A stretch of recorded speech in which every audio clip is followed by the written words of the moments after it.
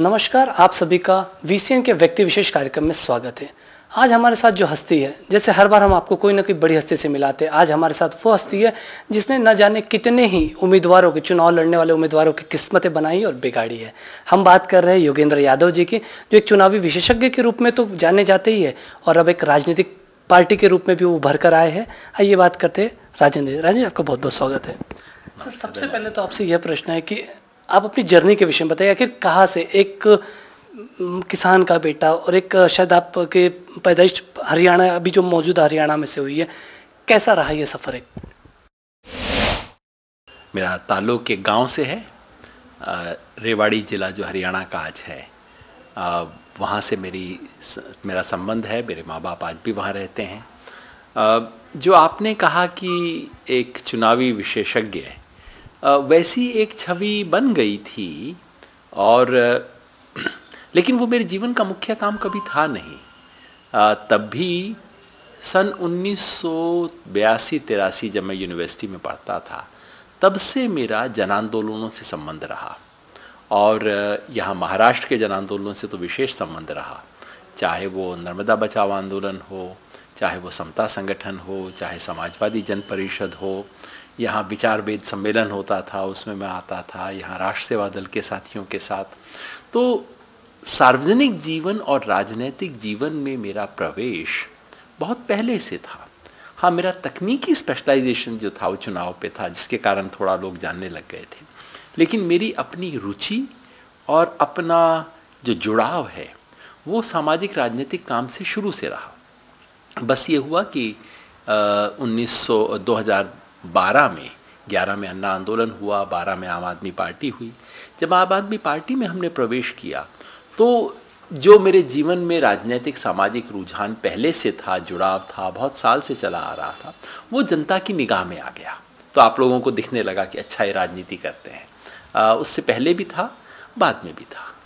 आपने कहा कि हम आम आदमी पार्टी की, अगर हम बात करें, आम आदमी पार्टी से एक तरीके से एक वैकल्पिक राजनीति के रूप में उभरी थी, लेकिन कहीं ना कहीं आज क्या आपको क्या लगता है वो स्थिति, आप वहाँ से अलग हो गए, प्रशांत भूषण जी अलग हो गए, आखिर आम आदमी पार्टी भी क्या वही बन गई है, वही उसी रूप में ढल गई है जो बाकी पार्टियां हैं?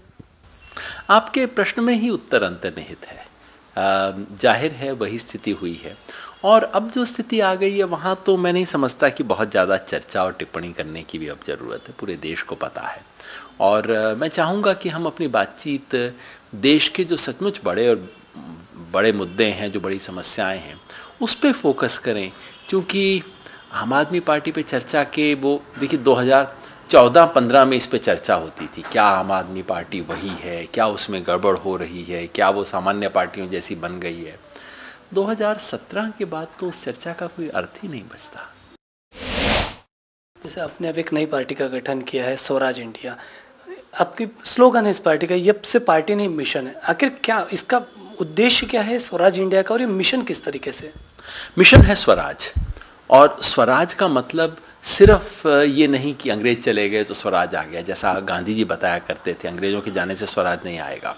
तो स्वराज केवल देश के लिए नहीं, समाज के लिए, स्वयं व्यक्ति के लिए, और केवल नकारात्मक अर्थ में नहीं कि दूसरों के कब्जे से मुक्ति मिल गई, बल्कि एक सकारात्मक अर्थ में एक अंतिम व्यक्ति अपने जीवन पर पूरा नियंत्रण पा सके, वो स्वराज, जिसमें इस देश की जाति व्यवस्था से छुटकारा भी है, जिसमें औरत का जो शोषण होता है उससे भी छुटकारा है, जिसमें गरीब की आज जो इस देश में परिस्थिति है उसका परिवर्तन भी है, जिसमें व्यक्ति को स्वतंत्रता भी है, जिसमें व्यक्ति अंतर से जुड़ सके, वो सब शामिल है।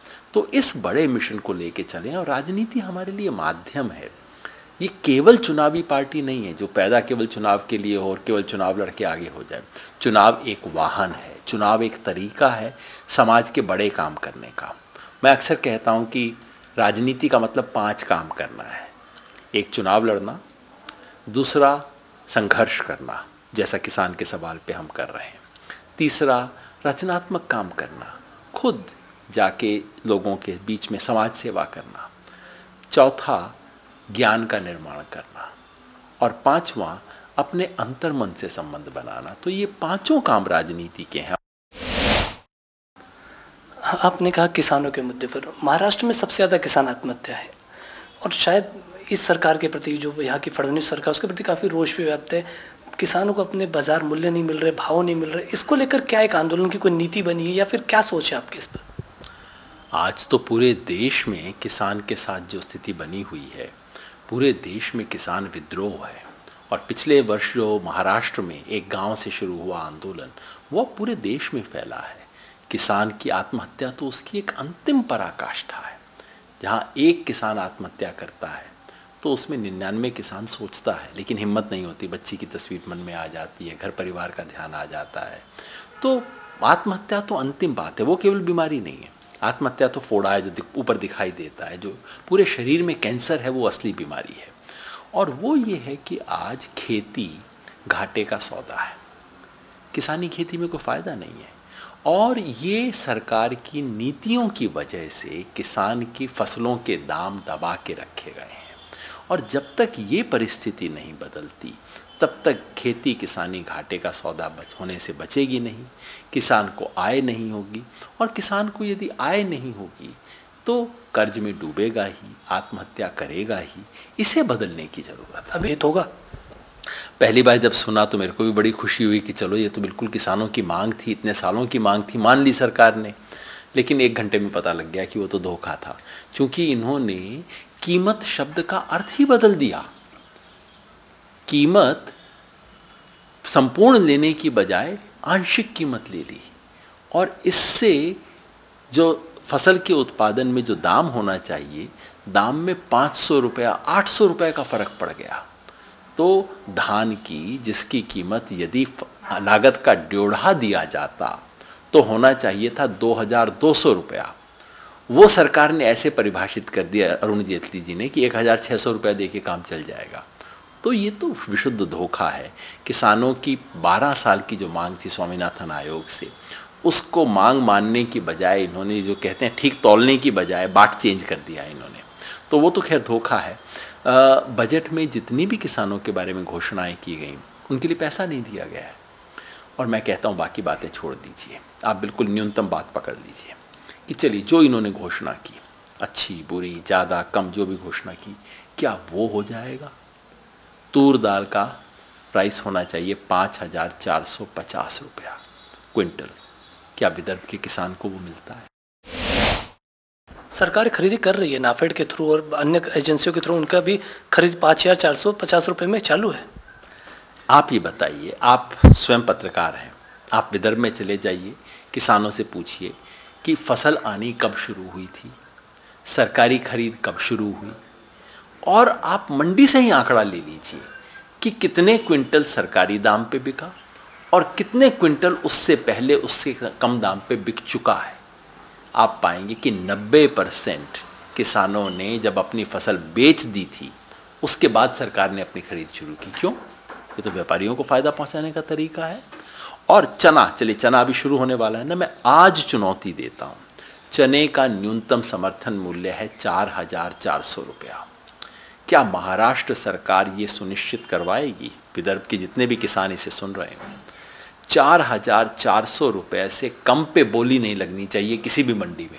ठीक बात है ना? क्या महाराष्ट्र सरकार ये नियम बनाएगी? आप देखिए बनाती है तो नहीं।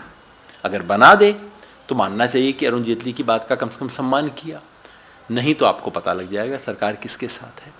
हकीकत ये है कि एमएसपी की घोषणा केवल कागज पे रह जाती है, केवल धान और गेहूं की कुछ खरीद होती है, बाकी नाम के वास्ते किसान बहुत आंदोलन कर लें तो कुछ थोड़ा सा खरीद लेते हैं, बाकी छोड़ देते हैं।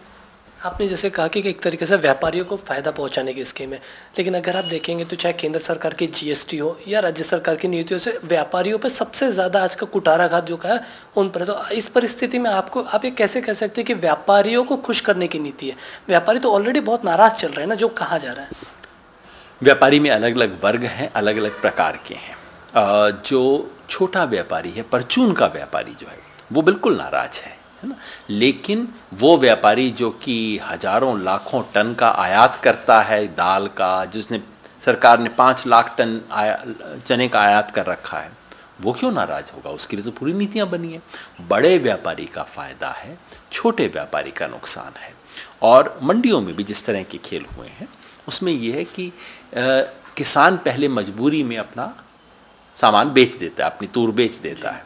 फिर जब सरकारी खरीद शुरू होती है तो व्यापारी सरकार को बेच रहा है, किसान नहीं बेच रहा। उस किसान के नाम पे व्यापारी बेच रहा है। किसान पे इन्होंने इतनी शर्तें लगा दी हैं कि आपका रजिस्ट्रेशन होना चाहिए, आपको फलां दिन लाना है, उससे पहले आप ला नहीं सकते, आपको पेमेंट बाद में बैंक के थ्रू दिया जाएगा, हाथ में दिया नहीं जाएगा। व्यापारी कैसे, किसान कैसे कर सकता है? इसलिए इससे अंततः व्यापारी को फ़ायदा होता है। मैं नहीं कह रहा कि उतना फ़ायदा होने से व्यापारी खुश है, हर व्यापारी खुश हो जाएगा। छोटा व्यापारी नुकसान में है, ख़ासतौर पे जिस पे नोटबंदी की मार पड़ी, जिस पे जीएसटी की मार पड़ी, वो नुकसान में है। अब हम राजनीति की ओर आते हैं। भाजपा, भारतीय जनता पार्टी के भी कई, जैसे शॉटगन है या फिर सिन्हा साहब है, ये नाराज चल रहे हैं। आम आदमी पार्टी से कुमार विश्वास जी काफ़ी नाराज चल रहे हैं, राज्यसभा का टिकट नहीं मिला। आप क्या देख रहे हैं आने वाले 2019 में एक वैकल्पिक राजनीति के तौर पर स्वराज इंडिया या फिर इन सब लोगों को साथ लेकर कोई एक तीसरा मंच या साझा मंच के लिए कोई प्रयासरत है क्या? किसी भी सत्तारूढ़ दल से कुछ लोगों का नाराज होना बहुत सामान्य बात है, इसमें कुछ भी नहीं। मैं नहीं समझता मैं कोई भी पार्टी या कोई भी सरकार सोच सकता हूँ जिसमें कुछ लोग नाराज ना थे। और वैकल्पिक पार्टी और भी किसी तरीके से आ सकती है, कम से कम कुछ नाराज लोगों को लेके नहीं आएगी। वैकल्पिक राजनीति का वैकल्पिक एजेंडा होगा। प्रश्न ये होगा कि अच्छा, आपके पास देश के सामने रखने को क्या है? तो ना तो चंद नाराज लोगों के दम पे आएगी और ना ही ये भानुमति का कुनबा जोड़ के आएगी कि उसी में राहुल गांधी भी हो गए, वहीं ममता बनर्जी भी हो गई, मायावती भी हो गई और लालू प्रसाद यादव हो गए और शरद पवार हो गए, सब मिलके विकल्प हो गए ना। ये कोई वैकल्पिक राजनीति नहीं है, ये तो स्थापित राजनीति के स्थापित विकल्प है। वैकल्पिक राजनीति वो जिसके पास देश के लिए एक नया सपना हो, देश के लिए एक नई नीति हो, अपने संगठन और राजनीति करने का नया तरीका हो, नई मर्यादा हो, वो वैकल्पिक राजनीति। क्या आपको नहीं लगता कि आम आदमी पार्टी में इस तरीके का पूरा ये देखने के बाद अब जनता या भारत की जनता या दिल्ली कहीं की भी इस चीज़ को इतने जल्दी से पचा पाएगी? क्योंकि आम आदमी पार्टी को इसीलिए चुनकर दिया गया था, 70 में से 67 सीटें देने के बाद भी जिस तरीके का खेल वहाँ खेला गया, आपको नहीं लगता कहीं ना कहीं विश्वास कमजोर हुआ है पार्टी और नई पार्टियों के प्रति जनता में? दिल्ली में निश्चित विश्वास कमजोर हुआ है। दिल्ली में लोगों के अंदर एक ठगे जाने की सेंस है और कुछ बड़े शहरों में भी कुछ लोगों को इस सेंस है। लेकिन जब मैं गांव देहात में जाता हूँ, उनको कोई मतलब नहीं, आधा पता भी नहीं होता कि क्या हुआ था, उनको कोई मतलब नहीं है। वो आपकी परीक्षा करना चाहते हैं। गांव का व्यक्ति जानना चाहता है कि आप जो अच्छी बातें कर रहे हो इसके लिए लड़ोगे या नहीं, मेरे लिए, मेरी मुसीबत में मेरे साथ खड़े होगे कि नहीं, और आप सचमुच कुछ करोगे। अगर वो करोगे उसे कोई मतलब नहीं। महाराष्ट्र गढ़चिरौली के अंदर एक आम व्यक्ति को चंद्रपुर में, यहाँ अमरावती में, यहाँ जो ओलावृष्टि से लोगों का जो नुकसान हुआ, उनको किसी आम आदमी पार्टी या किसी और धोखे से मतलब नहीं है। उसको मतलब है कि उसके दुख सुख में आप उसके साथ खड़े होगे या नहीं होगे, तो विश्वास करने को तैयार है, नहीं तो नहीं। 2019 में आप क्या देखते हैं? क्या भारतीय जनता पार्टी जिसके पोलराइजेशन की एक राजनीति करती है, एक जाति के राजनीति का एक आरोप लगा उस पर सदैव, क्या आपको लगता है कि यही रहेगा 2019 में, यही चित्र रहेगा कि आपको एक नया चित्र देख रहे हैं 2019 में? देश में नरेंद्र मोदी के साथ मोह भंग शुरू हो गया है। देर से शुरू हुआ, 1-2 साल के बाद नहीं, 4 साल बाद शुरू हुआ, लेकिन अब चढ़ाव का उतार शुरू हो गया है। ये आप सर्वेक्षण में देख सकते हैं, आप सड़क पे देख सकते हैं, राजस्थान के परिणाम में देख सकते हैं, जहाँ मर्जी देख लीजिए, गुजरात में देख सकते हैं। लेकिन जितना भाजपा का गिराव है उतना कांग्रेस का उठाव नहीं हो रहा। लोग मोदी जी की तरफ देखते हैं, निराश होते हैं, पलट के राहुल गांधी की तरफ देखते हैं, फिर घबरा के मोदी जी की तरफ दोबारा देखते हैं। विश्वास नहीं बन रहा है। ऐसे में देश को एक विकल्प की आवश्यकता है, ऐसा विकल्प जो कि भाजपा की करतूतों से देश को वापस कांग्रेस के कांड में न ले जाए, जो वाकई एक नए किस्म का विकल्प दे सके, उसकी आवश्यकता है, एक सार्थक विकल्प की। और वो सार्थक विकल्प, जैसा मैंने कहा, सिर्फ भानुमति का कुनबा जोड़ने से नहीं आएगा, वो नई विचार, नई दिशा, नई मर्यादा से आएगा। और हम कुछ लोग उसी में कार्यरत हैं। और मेरा पूरा विश्वास है, जो जन आंदोलन है, ज़मीन पे जो संघर्ष चल रहे हैं, चाहे वो किसान का हो, युवा का हो, दलित का हो, महिलाओं का हो, आदिवासी का हो। इस देश का सच्चा विकल्प इन संघर्षों से निकलेगा। आपकी पार्टी जो है वो अन्य पार्टियों से अलग कैसे, इसमें क्या फ़र्क है? जैसे आप कह रहे हैं कि एक वैकल्पिक और एक साधक विकल्प है, वो किस तरीके से आप उसको डिफाइन करेंगे? विचार भिन्न है। ऐसी पार्टी जो कि मर्यादा के सूत्र लेके चलती है और उस मर्यादा के सूत्र को लागू करने के लिए हमने ये तय किया कि स्वराज अभियान समाप्त नहीं होगा। जब आम आदमी पार्टी बनी थी तो इंडिया अगेंस्ट करप्शन समाप्त कर दिया गया था, इसलिए जब वो फिसलने लगी तो ब्रेक लगाने वाला कोई था नहीं। आज स्वराज इंडिया यदि पार्टी है तो प्रशांत भूषण स्वराज अभियान का भी नेतृत्व कर रहे हैं, तो उसमें सही गलत का फैसला करने रोकने वाला है। नंबर 2, पूरे देश के बारे में हर विषय पे नीति हमने जाहिर की है, जो करना चाहिए, देश की सब पार्टियों को करना चाहिए, लेकिन करती नहीं है, सब पार्टी वो कर रहे हैं। और तीसरा, जमीनी स्तर पे काम करके, बजाय कि रातों रात चमत्कार करने के चक्कर में पड़ के और खामखा केवल प्रचार की राजनीति करके, जमीन पे संघर्ष की राजनीति करके हम पार्टी का निर्माण कर रहे हैं। इसमें समय लग सकता है, लेकिन ये रास्ता है जिससे जो निकलेगा वो विकल्प दूसरों से बेहतर और पुख्ता जमीनी सॉलिड विकल्प निकलेगा। और शिक्षा को लेकर आपकी पार्टी के क्या विचार है? किस तरीके से आप देख रहे हैं कि जो ऐसा कहा जाता है कि भारत की जो शिक्षा प्रणाली काफ़ी दोषपूर्ण है, क्या इसको रेक्टिफाइड किया जा सकता है क्या? बिल्कुल बुनियादी रूप से बदलने की ज़रूरत है, क्योंकि जो शिक्षा है वो हमारे देश में असमानता को एक पीढ़ी से दूसरी पीढ़ी तक पहुंचाने का जरिया बन गई है। अमीर बाप का बेटा अमीर रहे और गरीब बाप का बेटा गरीब रहे, ये सुनिश्चित करने का काम शिक्षा कर रही है। इसके बदले में जो चाहिए वो है सबको शिक्षा, सिर्फ स्कूल नहीं, स्कूल तो सबको मिल गया है, शिक्षा नहीं मिली है।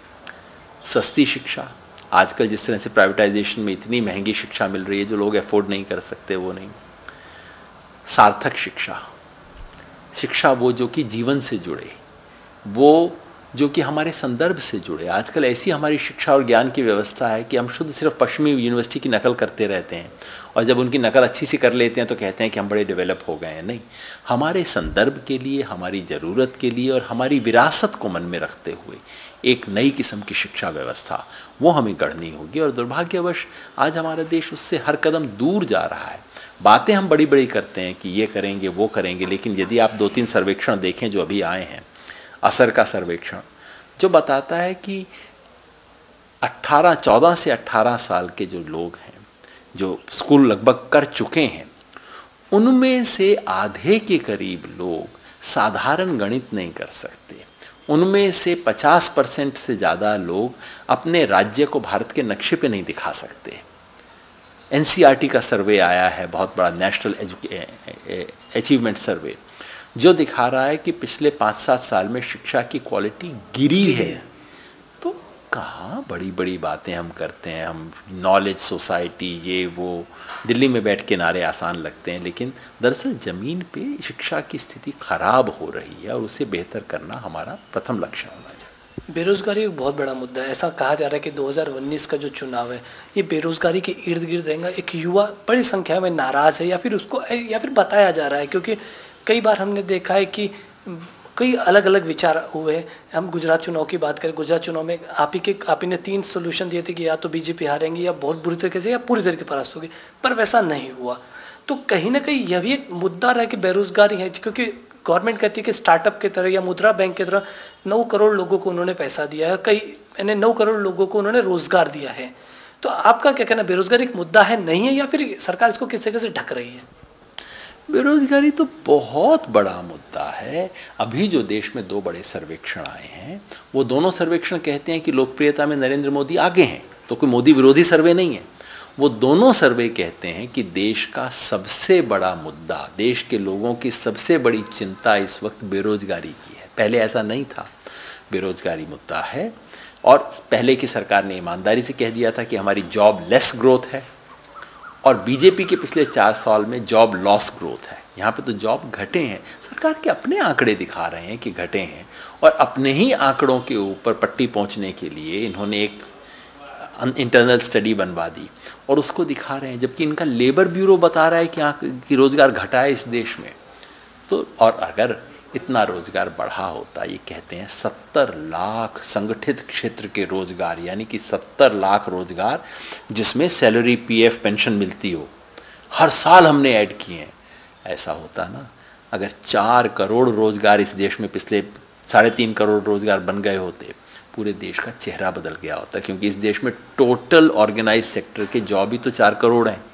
4 करोड़ में 3.5 करोड़ अगर इन्होंने जोड़ दिए होते तो पूरा देश ना बदल गया होता अब तक। तो एकदम झूठ है।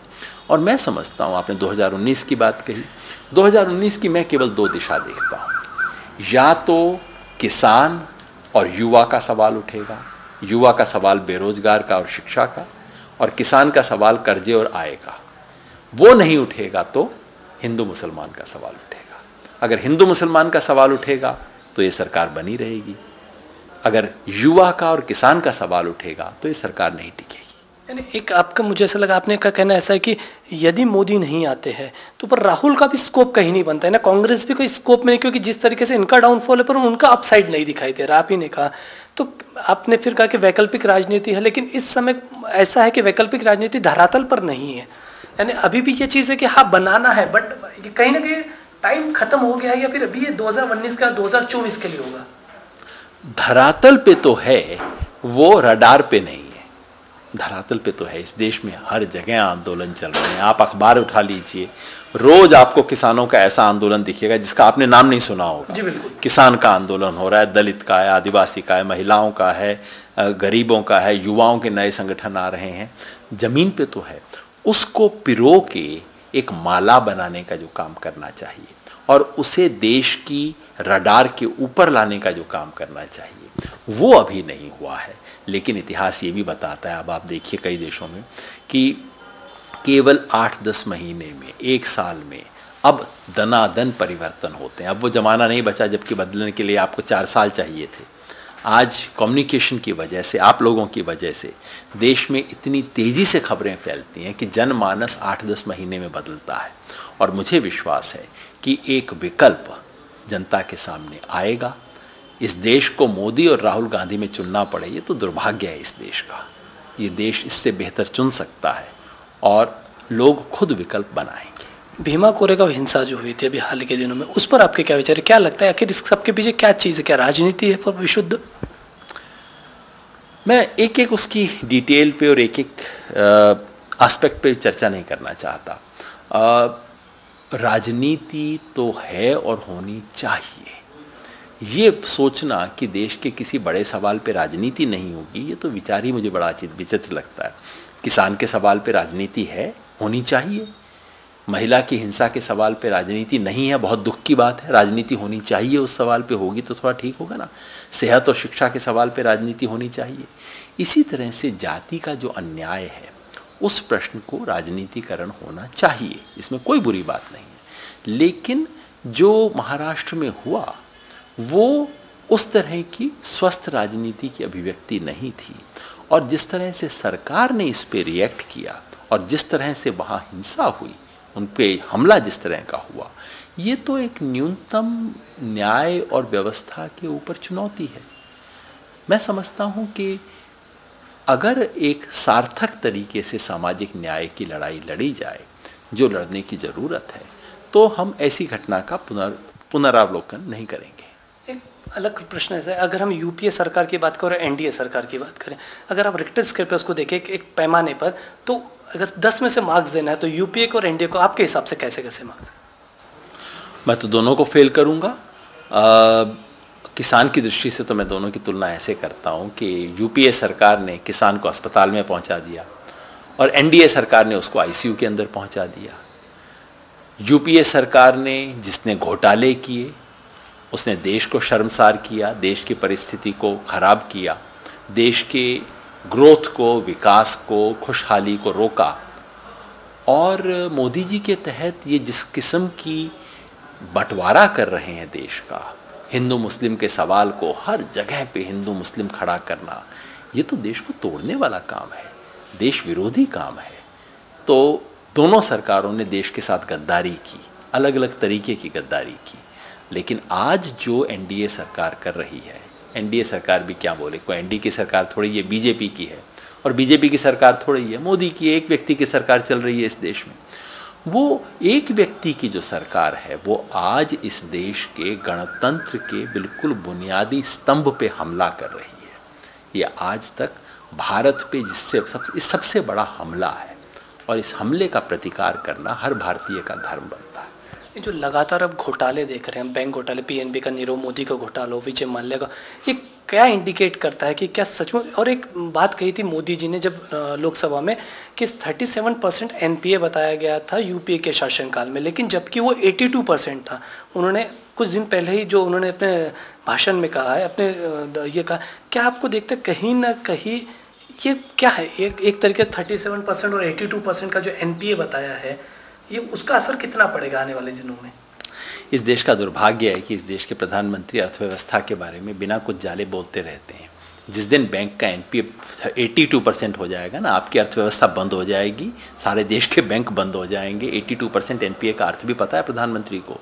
दिक्कत ये है कि बोल देते हैं ऐसी बातें जो कोई और व्यक्ति बोले तो लोग कहें यार चुप हो जाया कर, पता नहीं हो तो चुप रहा करो ना। तो संसद के पटल पे बोला है। बिल्कुल झूठ है। 82% एनपीए का अर्थ क्या होता है? एनपीए हमेशा 4, 5, 8, 10% हुआ करता है।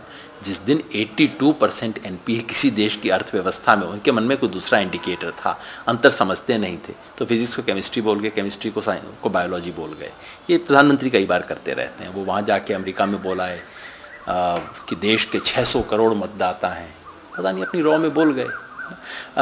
लेकिन जो गंभीर बात है वो ये कि यूपीए के दौरान बहुत बड़े बड़े घोटाले हुए, देश को बहुत भारी नुकसान हुआ, और जनता ने मोदी जी पे भरोसा किया। उसमें एक कारण उनका ये वायदा था, न खाऊंगा न खाने दूंगा। उसके बाद से क्या देख रहे हैं? विजय मल्ल्या को किसने भागने दिया? घोटाला करवाने में कांग्रेस का योगदान था। उन्हें राज्यसभा में कौन लाया? बीजेपी। उनको भगाने के लिए किसने मदद दी? बीजेपी।